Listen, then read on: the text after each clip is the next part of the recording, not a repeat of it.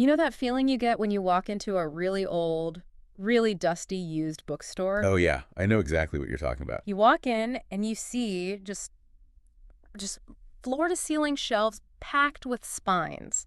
Thousands of worlds, thousands of ideas. Hmm. And instead of feeling excited, you just suddenly feel this crushing weight. The anti-library feeling. It's a real thing. The realization of just how much you haven't read and, frankly, how much you'll never get to. Exactly. It's totally overwhelming. You realize you could read for the rest of your life 2047 and you wouldn't even make a dent. Right. And usually in that situation, you just kind of grab a paperback at random, Yeah. maybe because the cover looks cool, and you hope for the best. You roll the dice. You roll the dice. But imagine if you had a guide. Imagine if someone had spent 20 years reading everything, and I mean everything, just to handpick the absolute cream of the crop for you, so you didn't have to waste a single second on mediocrity. Well, that is literally the premise of the book we are digging into today. It is. We're looking at the Mammoth book of best new SF. And I want to be really clear about the scale here, because the word mammoth in the title, it isn't just marketing fluff. It is a physical description of the project. It's a brick of a book. Yeah. I mean, you could do some damage with this thing, but it represents something even bigger, right? It's a monument. It really is. The editor, Gardner Dozois, he didn't just pick these stories out of a hat. This collection represents the absolute highlights from 20 straight years of his annual year's best anthology. 20 years. And to curate this specific list, this best of the best, Dozois read approximately 6 million words of short fiction. Wait, hold on. Say that again. 6 million words. I tried to do the math on that before we started. That is what? The equivalent of reading War and Peace 10 times back to back? Something like that, yeah. Or reading the entire Harry Potter series like 6 or 7 times over. And that's just the stuff he considered, right? That was his slough pile. That was the ocean he had to fish in to find these specific gems. I mean, it's just a staggering amount of work. Robert Silverberg, the sci-fi grandmaster, he wrote the foreword for this collection. And he actually visualizes this for us.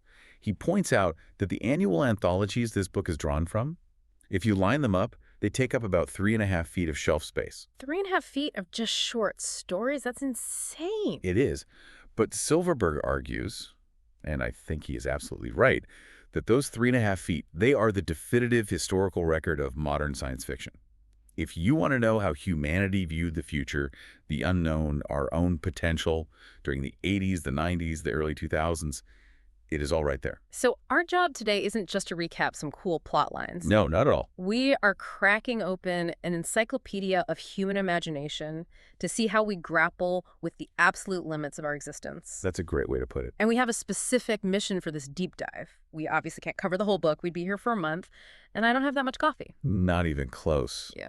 But we've pulled out 4 stories that I think represent 4 very, very different ways of losing your mind. Or, maybe more accurately, 4 different ways of transforming into something else entirely. That is one way to put it. Yeah.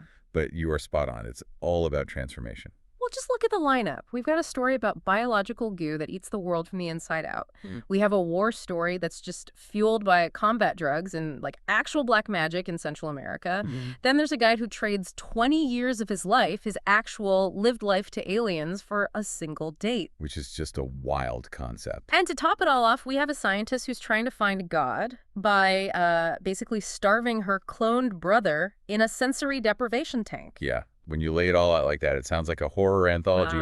But you're right. The through line here is sacrifice. It's the cost. The cost of what? Knowledge. Exactly. The question Dozois seems to be asking with these specific selections is, how much of yourself, your body, your memory, your sanity, your very humanity, would you be willing to trade to know the answers to the universe? Because in these stories, nobody gets the truth for free. Never. The truth always demands a price. So before we get to the biological goo, which is, by the way, absolutely terrifying. It really is. But we need to talk about the architect here, Gardner Dozois, because I feel like in the literary world, editors are usually invisible people, right? They're the spell checkers, they fix the commas. But Dozois seems like a different breed entirely. Oh, he was a titan, an absolute titan of the genre. And to understand why, you have to understand the whole ecosystem of science fiction. Okay. Unlike, say, mystery or romance, which were often driven by novels, sci-fi was born in magazines. It started with Hugo Gernsback and Amazing Stories way back in the 1920s. Right, the pulps. The pulps. Then it moved to the digests with Astounding, and later Galaxy and Asimov's, the editor of the magazine. They were the ultimate gatekeepers. They were the ones who decided what the future was going to look like. So Dozois wasn't just curating, he was actively setting the agenda for the entire field. Precisely. And when he took over Asimov's and started his annual anthology series in the early 80s, he didn't just pick stories. He wrote these massive, sprawling summations at the beginning of each book. The summations, right. I read about those. They're incredible. He would analyze the entire state of the publishing industry. Who was being hired, who was being fired, sales figures, trends in subgenres like cyberpunk or space opera. He was chronicling the history of the field in real time every single year. And I love the detail he gives about his selection process in the preface to this book. You might think, oh, he just picks the famous authors or, the ones who won the Hugo Award. But he is very explicit that that wasn't his criteria at all. No, and that's what makes this specific best of the best collection so powerful. He says he had to ignore demographics. He admits he didn't care about quotas, whether he had enough British writers or enough big names or enough newcomers. He wasn't trying to be fair in that sense. He went with his gut, the gut reaction. That's the phrase he uses. He says he picked the stories that made him stare off through the air and shiver. He wanted the stories that evoked the strongest possible emotional reaction. The shiver. I like that. It's not about whether the science is 100% accurate or if the prose is super flowery. It's about that visceral reaction where you put the book down and you just have to go, whoa. And I think our first story today, it definitely qualifies as a whoa story. Oh, man. It's a piece called Blood Music by Greg Bear. Blood Music. I remember reading this and feeling physically itchy for days afterwards. It crawls right under your skin. It absolutely has that effect. And what's fascinating is that it was published in 1983. It is widely credited now as being one of the first, if not the first, major story in the nanotechnology subgenre. But wait, was nanotechnology even a word people were using then? Barely. It wasn't in wide circulation at all. Bear was tapping into something that was just on the far horizon of scientific thought. But he approaches it from a biological angle, not a mechanical one, which I think is key. Right. Let's unpack that distinction because I think it really matters for the story. Usually when we think of nanotech, we think of like tiny little metal robots. A gray goo scenario. Yeah, little mechanical spiders injecting things or building things. Exactly. The classic Eric Drexler gray go nightmare. But Bear asks a totally different question. He looks at biology and he says, wait a minute. We already have microscopic machines. They're called cells. They're called proteins. Why build when you can grow? So let's meet Virgil Ulam. He's our protagonist, and he is, he is kind of a mess. He's not your typical dashing scientist hero. Not at all. He is the classic brilliant but reckless scientist trope. He works for a high-tech company called Genetron. He's unkempt. He's got bad posture. He's socially awkward. The text mentions he was the type of guy who would hotwire doorknobs and turn the punch blue at parties. So a real charmer. Oh, yeah. But he is an undeniable genius. And he's working on something called medically applicable biochips. ABS? Yes. And the core idea is moving from silicon chips to using nucleoproteins. Yeah. Basically, making computers out of biological material. Okay, help me out here, because this is where it gets a little fuzzy for me. Why would you want a computer made of meat? I mean, silicon works pretty well. What's the advantage of switching to biology? Okay, so think about it in terms of architecture. A silicon chip is essentially a two-dimensional city. It's flat. You etch circuits onto a flat surface. Like a map. Exactly like a map. You can make the streets narrower and the buildings smaller, but eventually you run out of room. You hit hard physical limits, heat, electron leakage, that kind of thing. It's fundamentally a flat world. Okay, so silicon is a map. What's a biochip? A protein molecule isn't flat. It's three-dimensional. It folds. It twists into these incredibly complex shapes.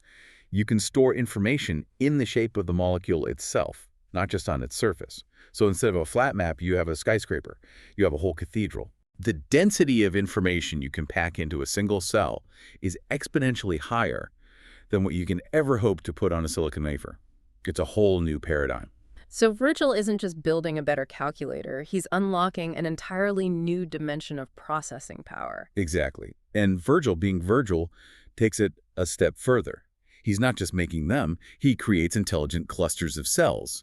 And he uses his own white blood cells as the base material. And he teaches them, this is the part that gets so weird so fast, he teaches these little cellular clusters to explore mazes and solve problems, like they're lab rats. Right. And because they're biological and because they operate on such an incredibly small scale, their evolution is hyper-accelerated. They learn fast. Unbelievably fast. Virgil estimates that within weeks, these clusters are evolving to be as smart as a rhesus monkey and then eventually as smart as a 4-year-old child. And this is all happening inside a petri dish. Inside a petri dish, in his lab's refrigerator. And they're communicating. They're sharing information between clusters. They're forming a society. But here is the conflict. Genetron, the company, finds out. Of course they do. They realize Virgil is conducting unauthorized, potentially world-endingly dangerous research.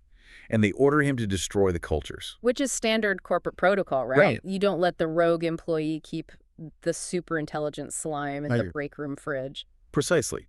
But Virgil has a bit of a god complex. Or maybe it's more of a mother complex. He looks at his petri dishes, and he can't bring himself to commit what he sees as a genocide. He sees them as his children. They are. So he does the only logical thing, which is, of course, completely insane. He injects the intelligent cells into his own bloodstream to smuggle them out of the lab. He thinks he's just a vessel, a temporary storage unit, an escape vehicle. He thinks he's the bus. He has no idea the passengers are about to hijack the bus, take it apart, and rebuild it into a spaceship. And this is where the story shifts gears. It goes from a kind of techno-thriller to something much, much stranger. Because the cells, they don't just hide, they start to fix him. It starts with small things. He meets up with his friend Edward, who happens to be a doctor. And Edward notices that Virgil looks fantastic. He's lost weight. His posture is suddenly perfect. He doesn't need his glasses anymore. The cells are optimizing him from the inside out. They are. They're repairing his biological defects. But Edward, being a doctor, examines him, and the details he finds are just horrifying. His spine has been completely rebuilt into this complex, interlocking Buckminster-Fuller cage structure. It's geometrically perfect, but it's not human anatomy anymore. And the detail that really got me, the one I just cannot get out of my head, is the nipples. It's the detail everyone remembers. It's so visceral. Edward is examining him, and he realizes Virgil doesn't have nipples anymore. Nope. The cells decided they were vestigial, just useless data, an evolutionary leftover, and they smoothed them over, erased them. It creates this intense, profound sense of body horror. Not because it's painful, but because it's an erasure of his humanity, piece by piece. His fingerprints are changing.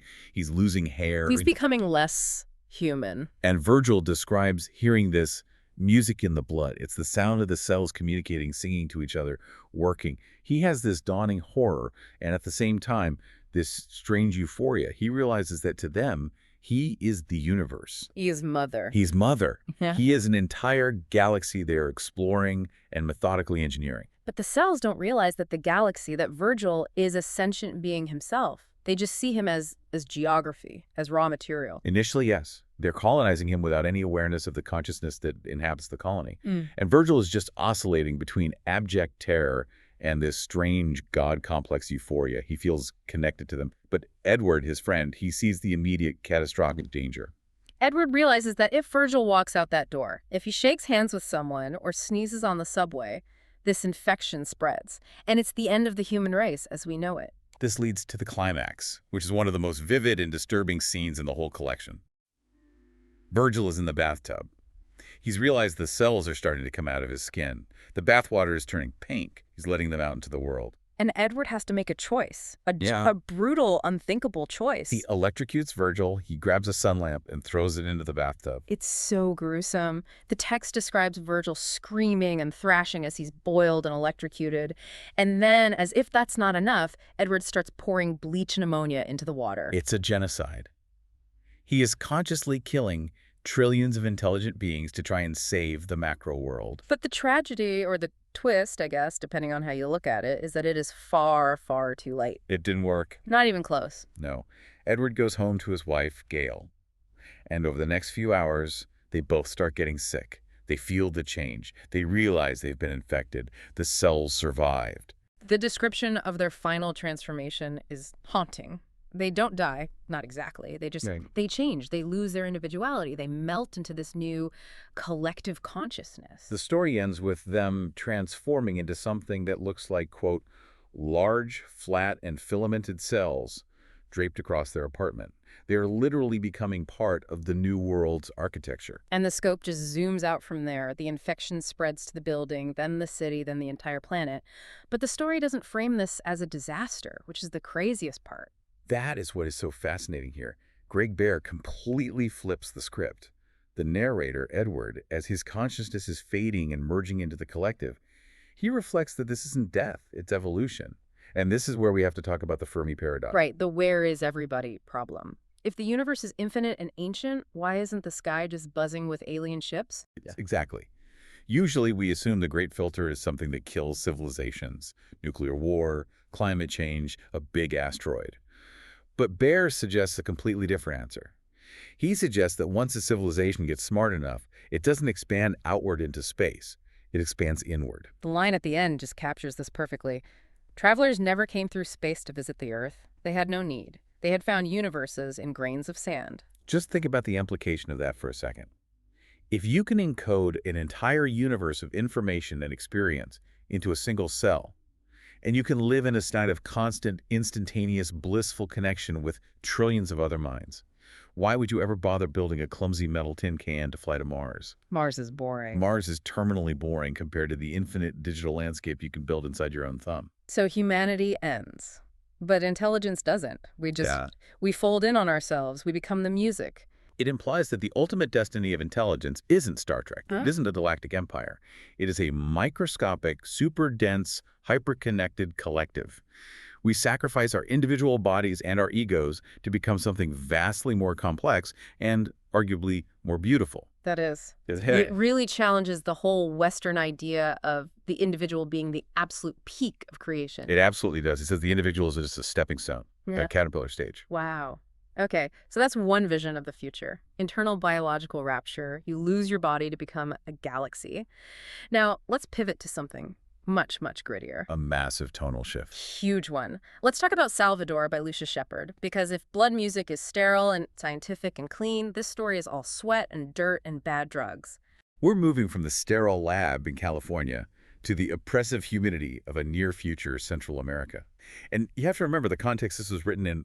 It's the mid-'80s. The shadow of the Vietnam War was still incredibly long, and the proxy wars in El Salvador and Nicaragua were all over the news every night. Shepard takes that grim reality and just cranks the sci-fi dial a tiny bit. It feels very apocalypse now, but with a specific sci-fi twist. We're following a character named Dantzler, and he's a member of a special forces platoon in a place called Morazan Province. And the sci-fi twist here is pharmacological. It's all about the drugs. The soldiers use these things called ampules. The story says they're tailored RNA and pseudo-endorphins that they inhale to heighten their combat reflexes. They call it martial arts. Right. But it seems like it does a lot more than just make them fast or a better shot. It seems to change who they are, fundamentally. It absolutely disconnects them from their conscience. Dantzler is positioned as the dreamer of the group. He's the one who's trying to hold on to his humanity. He carries a Bible, he tries to stay grounded in something real, but he's surrounded by guys like DT. E.T. is the platoon leader. Yeah. A huge guy with die-IH painted on his helmet. Yeah, subtle. Very. And he collects human trophies, ears, fingers, that sort of thing. He is basically a psychopath who has been weaponized by the state and amplified by these drugs. There is this one scene early on that really sets the stakes for me. It's the scene in the helicopter. They have a prisoner, just a local kid, and DT is high on the ampules. It's a grotesque scene. DT starts making jokes, and he starts singing the theme song from Star Trek. That part stuck with me so much. He's singing about space, the final frontier, this incredibly optimistic anthem of exploration and hope, while he's holding a terrified kid over the jungle canopy. It's the ultimate perversion of the genre's promise. You know, Star Trek represents the best of us, logic, peace, exploration for knowledge's sake. And DT is using it as a soundtrack for casual murder.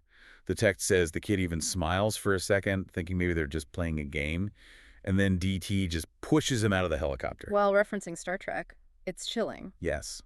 It highlights the absolute moral vacuum these men are operating in. The pop culture reference just makes it more disturbing because it connects their brutality directly to our own entertainment.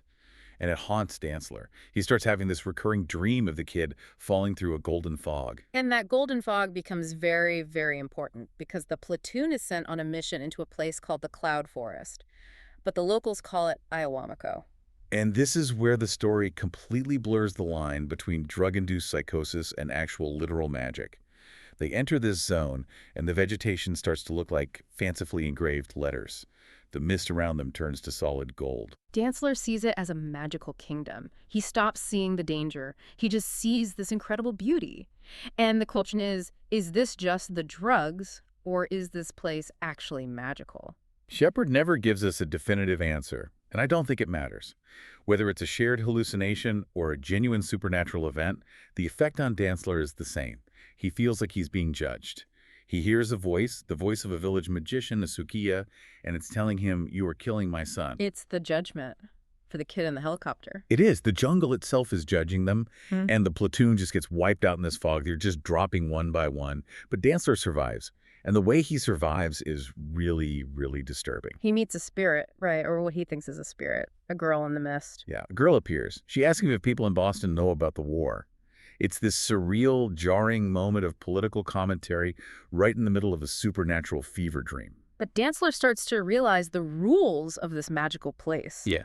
To survive the Ayahuamako, you can't be a hero. You can't be the good soldier. You have to become a counterfeit of a man. He finds DT, who's wounded but still alive. DT, the guy who killed the kid. DT is the only other survivor. And in that moment, Dantzler understands that DT is the key. He is the sacrifice the jungle demands. He kills him. He drowns him in a stream. And the text describes it so vividly. The struggle, the water filling DT's lungs, the silence afterwards. Dantzler realizes that the magic of the place requires blood. He sacrifices his comrade, his monster, to escape. Then he does escape. He gets out. He goes back to the U.S. But the ending... Man, the ending is just so bleak. It completely destroys the idea of the happy homecoming for the soldier. It's one of the bleakest endings I've read. He's back in Ann Arbor, Michigan. He's got a job in a bank. He's watching baseball on TV. He seems totally normal on the surface. But then he pops the ampules again. He goes to a bar called Sparky's Rock City. And he realizes he hasn't really come back at all. Not at all. He has a line where he says he has learned to be a perfect counterfeit of a man. Yeah. He's brought the pure Salvadorian emptiness back home with him. That is the horror of it. In Blood Music, the transformation was physical. You lose your body to become a galaxy. In Salvador, you keep your body, but you lose your soul. You become a hollow shell because that's what it took to survive the war. It's a perfect contrast. One is about becoming fullness, too much life, too much connection, and overabundance of being. The other is about becoming emptiness, a total lack of humanity, a complete dissociation from the self. Wow. Okay, let's keep moving. Our third story takes us away from war and labs and drops us onto a lonely, desolate beach. This is A Cabin on the Coast by Gene Wolfe. Now, Gene Wolfe has a reputation for being difficult. Is that a fair word? Complex is probably kinder, but yeah, difficult works too. He is the absolute master of the unreliable narrator. His stories are puzzles. You often have to read them twice, maybe 3 times to really understand what actually happened. And this one is a fascinating blend of modern UFO lore and ancient Celtic mythology. It starts out simple enough. We have a guy named Timothy Ryan Neal, or Little Tim. His dad is Big Tim, a very famous senator. So right away you have this political dynasty background, this pressure to be perfect. Right. And Tim takes his girlfriend, Lissy, to a secluded beach cabin. It's all very secretive because he's terrified of his father finding out and it causing a political scandal. And then almost immediately, Lissy disappears. Oh, gone. The police are called, they do a search, and they basically write it off. They think she drowned. They tell Tim, look, the ocean's cold as hell. The undertow is strong. People vanish. But Tim knows she didn't just drown because he saw something. He sees a ship. But it's not a normal ship. It's wrong. It has masts and sails like an old schooner, right, but it's also belching smoke like a steamer. It has black banners, and it appears and disappears, blinking in and out of reality. It's a ghost ship. Or a UFO. Or both at the same time. Tim, in his grief and desperation, swims out to it. And this is where Wolfe gets weird, in the best possible way. Tim climbs aboard, and he meets the captain. And the captain isn't a gray alien or a robot. He's a man wearing tweed and smoking a pipe. He looks like a university professor. And he introduces himself as Daniel O'Donoghue, King of Connaught. So an ancient Irish king. But then he clarifies. He says he is one of the fair folk, this side from Irish myth, but in the very next breath, he calls himself a saucer rider. He explicitly links the old myths of fairies stealing brides from their beds with the modern myths of aliens abducting people in flying saucers. He says they take people because they prefer the willing. But wait, Lissy wasn't willing. She was just going for a swim. That's the ambiguity that Wolfe loves to play with. Maybe she was willing on some level. Maybe she wanted to escape the pressure of dating the senator's son. We never really know for sure. But Tim is there to make a bargain for her life, and the captain offers him a deal. And the deal is just brutal. Tim has to serve on the ship for 20 years. If he agrees to do that, they will reset time. They'll put him right back on the beach on the morning Lissy disappeared, as if nothing ever happened. But there is a catch. Of course there's a catch. There is always a catch with the fair folk. They are tricksters. What's the catch? Lissy will remember absolutely nothing. She'll wake up and think it's just the next morning. But Tim will remember everything. Every single second of it. Well, that's cruel. It's devastating, he agrees. And the story just fast forwards. We don't see the 20 years of his service, but we feel the weight of them in the prose. The next thing we know, Tim washes up on the beach. He's stiff, he's cold, he's exhausted. His bones ache with a deep, unnatural weariness. He goes back to the cabin, and he finds Lissy in bed, just as she was. She wakes up, stretches, smiles at him, and just says, "Good morning." She has no idea that he has just lived an entire lifetime of servitude in space or fairyland or wherever the hell he was. He has aged 20 years internally. He mentions remembering the drudgery, the space travel, the alien seas. He has been a slave for 2 decades just to buy back this one single morning for her. And he accepts it. His final thought is goodbye to all that. He accepts his burden. He is going to live out the rest of his life with her, carrying the secret mountain of memory that he can never, ever share. It connects right back to that central theme of sacrifice. Virgil sacrificed his body, Dantzler sacrificed his morality, and Tim sacrifices his time, literally a huge chunk of his lifespan, and also his ability to ever be truly honest with the woman he loves. He can never tell her the truth, or she'll think he's gone insane. It creates this profound, unbearable sense of isolation. He is with her, but he is completely alone in his own experience. It's a very melancholy, silent kind of heroism. It asks you, the listener, would you give up 20 years of your life to save someone if you could never take credit for it, if you had to carry that trauma all alone? That is a tough one. Most of us, we want the credit, we want the parade, we want the thank you. Tim gets nothing but the girl, and the private knowledge that he saved her at immense personal cost. Which brings us to our final story. And this one hits really hard on the intellectual and, I think, the spiritual level. It's Trinity by Nancy Kress. This story feels like the most controversial one to me. It tackles the biggest question of all. Can we find God using science? Not faith, not prayer, science. Yeah. Empirical, repeatable, biological science. The story is set at a place called the Institute of the Biological Hope on the island of Dominica, so it's outside of U.S. law. What a great name, by the way. Biological hope. It sounds so promising, but the reality of what they're doing is basically methodical torture. It is. The premise is that this institute is using severe anorexia, sensory deprivation, and a cocktail of experimental drugs to alter brain chemistry. They are trying to force the brain to perceive what they call a third presence that appears in their holographic sensory tanks. They call it God. Or at least the characters involved believe it's God. They believe that if you starve the body enough, if you shut down all the inputs from the physical world, the brain will open a new door to the metaphysical. Our protagonist, or at least our point of view character, is Sina. She's a scientist, an entomologist. She studies insects, dead things. She is the ultimate skeptic. She represents logic, reason, the hard physical world. But her sister DeVries is a subject at the Institute. And DeVries is the complete opposite. She is the mystic. She is willingly starving herself. She's taking these dangerous drugs. She's desperate to make contact with this presence. The dynamic between the sisters is just, it's so intense. Sina thinks DeVries is completely crazy, that she's destroying her body for a drug-induced hallucination. And DeVries thinks Sina is spiritually dead, that she's bullying her with logic and reason. And the experiment, it relies on this core concept they call the twin trance. Can you explain that a little? Yeah, the theory is that identical twins have brainwaves that are incredibly, almost uncannily similar. So when they sync up in the holotanks, they can create a powerful biofeedback loop. They can push their combined perception further together than a single person could ever go alone. It's all about achieving resonance. But DeVries doesn't have a twin. Or at least she didn't think she did. This is the sci-fi element that kicks it all off. It turns out their father, who is a brilliant but very cold scientist, had created a clone of DeVries years ago, a boy named Keith. He was born 11 months after DeVry, but is genetically identical to her, except for the Y chromosome. And Keith has no idea about any of this. He was adopted out. He's just living a normal, kind of shabby life in New Hampshire. Exactly. But DeVry wants him. She needs him for the experiment. She believes that because he is her perfect biological twin, he is the key to breaking through and actually touching God, and she wants Sina to go get him for her. And Sina goes, but not to help DeVry. She goes to sabotage the entire experiment. This is the crucial and really dark twist. Sina tracks down Keith.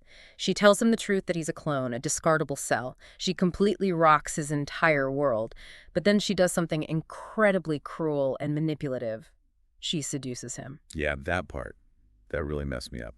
She sleeps with her sister's clone. Why? What is the cold scientific logic there? It is cold, calculated sabotage.